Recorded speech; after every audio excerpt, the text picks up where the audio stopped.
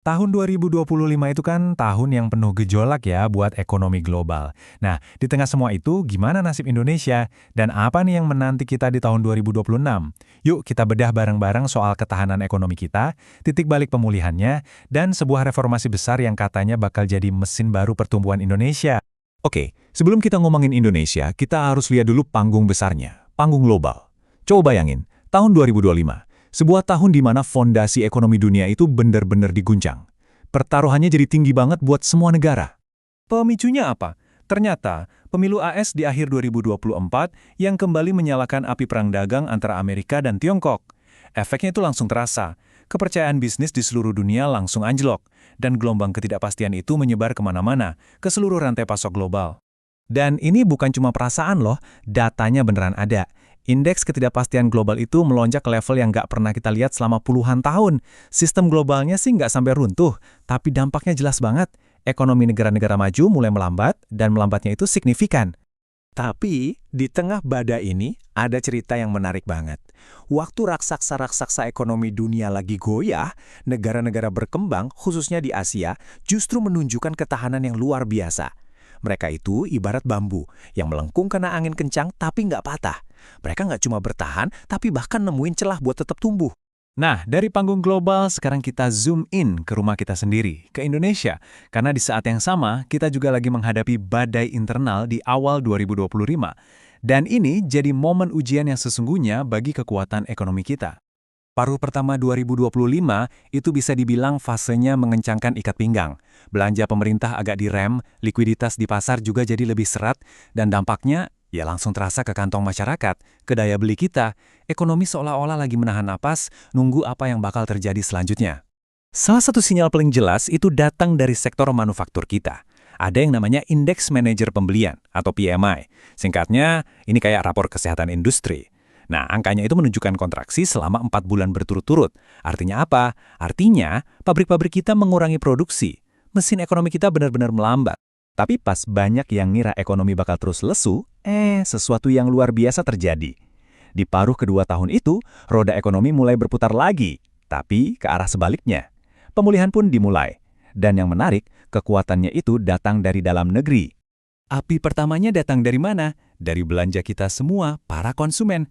Data Mandiri Spending Index nunjukin pemulihan yang bentuknya V, tajam banget, terutama di sektor perjalanan. Logis ya, ketika orang-orang mulai merasa lebih aman soal pekerjaan, kepercayaan diri buat belanja juga balik lagi. Dan dari situlah roda ekonomi mulai bergerak lebih cepat. Nah, kebangkitan konsumen ini langsung nyambung ke sektor manufaktur. Pabrik-pabrik jadi bergairah lagi, dan PMI pun kembali ke zona ekspansi. Poin kuncinya di sini adalah pemulihan Indonesia itu nggak bergantung pada dunia luar. Kekuatannya lahir dari pasar domestik kita sendiri yang begitu kuat dan tangguh. Pemulihan ini sih keren ya, tapi apa yang bakal jadi bahan bakar kita buat lari lebih kencang di 2026?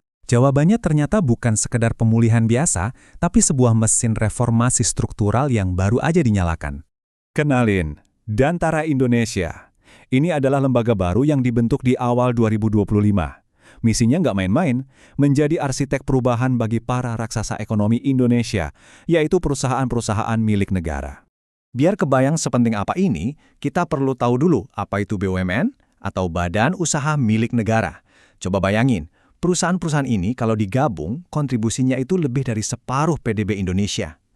Jadi, ibaratnya, kalau BUMN sehat, seluruh ekonomi negara juga ikut sehat. Efeknya sebesar itu. Misi Donantara ini ambisius banget. Tujuannya adalah mengubah cara kerja BUMN dari akarnya. Pertama, pengambilan keputusan dipusatkan biar lebih strategis. Kedua, disiplin keuangan diperketat buat menghentikan pemborosan. Dan yang paling radikal, merampingkan lebih dari 1.000 BUMN menjadi hanya sekitar 200 perusahaan inti yang jauh lebih efisien dan berkelanjutan. Dan pasar suka banget.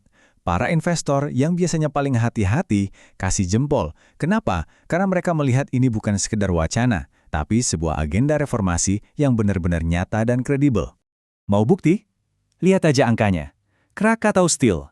Setelah bertahun-tahun berjuang, restrukturisasi di bawah Danantara bikin harga sahamnya meroket, plus 243% hanya dalam setahun. Ini bukti nyata kalau reformasinya bekerja.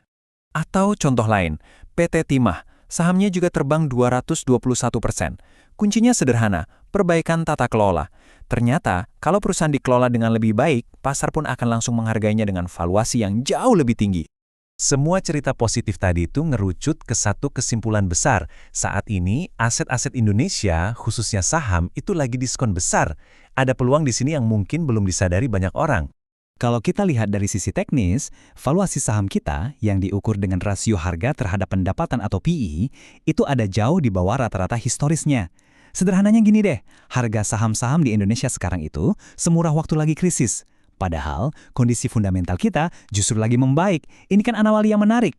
Ini semua dirangkum dalam satu kalimat yang, menurut saya, kuat banget dari laporan ini. Warren Buffett pernah bilang, jangan pernah bertaruh melawan Amerika. Nah, laporan ini percaya, prinsip yang sama sekarang berlaku untuk Indonesia.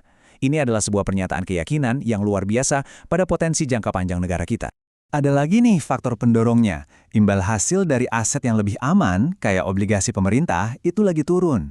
Artinya, investor-investor besar yang cari untung harus cari tempat lain. Dan tujuan mereka berikutnya, kemungkinan besar adalah pasar saham, yang menawarkan potensi imbal hasil yang jauh lebih menarik. Oke, jadi setelah kita lihat semua ini, apa dong kesimpulan akhirnya? Mari kita rangkum perjalanan ketahanan Indonesia dan kita lihat tantangan terbesar apa yang menanti di depan. Satu hal yang perlu kita ingat, Indonesia itu udah langganan krisis. Kita pernah lewatin krisis keuangan Asia 98, krisis global 2008, sampai pandemi 2020. Dan polanya selalu sama.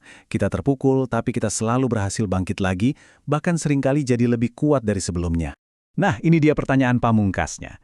Kemampuan kita untuk bertahan hidup itu sudah teruji. Tapi pertanyaannya sekarang, bisakah Indonesia beralih dari sekedar bertahan menjadi melaju kencang? Bisakah kita akhirnya menembus batas atas potensi pertumbuhan kita?